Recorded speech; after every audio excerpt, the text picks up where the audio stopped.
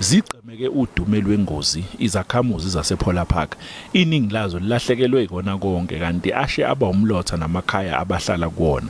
Lomlilo oqubuke izolo ntambama uqubuka nje emva kweinsuku ezimbalwa kwaqubuka omunye umlilo kule ndawo ngosuku lokuqala lonyaka kwashona umuntu oyedwa kwathi abangamakhulu ayisikhombisa basala dengwane. Eyami indlu chile really iphelile. There was nothing, we didn't have time to take things out.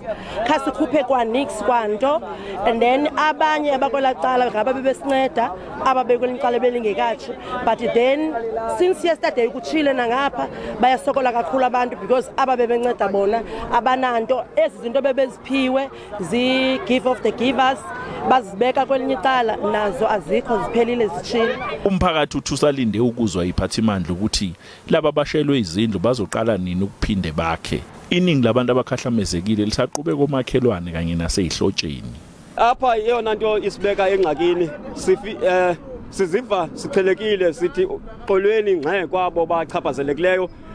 Apha izindlu ezikwazileyo ezithileyo ezingasekhoyo kungoku nje zingamashumi 75 zonke ezo zinto zichile kwaye futhi abantu abachaphazelekileyo bangamakhulu 2. Iphathimandla zithi isabhekisisa ingqala sizinda. Various city departments are on site and busy with assessments. Eskom to restore electricity.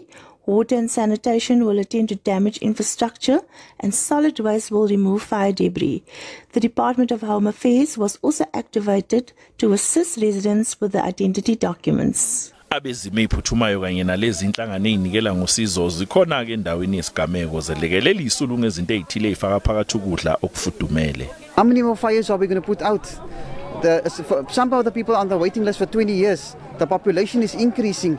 Where in the past, where there was only 2 or 3 people living in the structure, has gone up to 10. Lomlilo oqubuke ePhola Park kulelisonto ushiye abantu beyimtshingo ibethwa ngubani.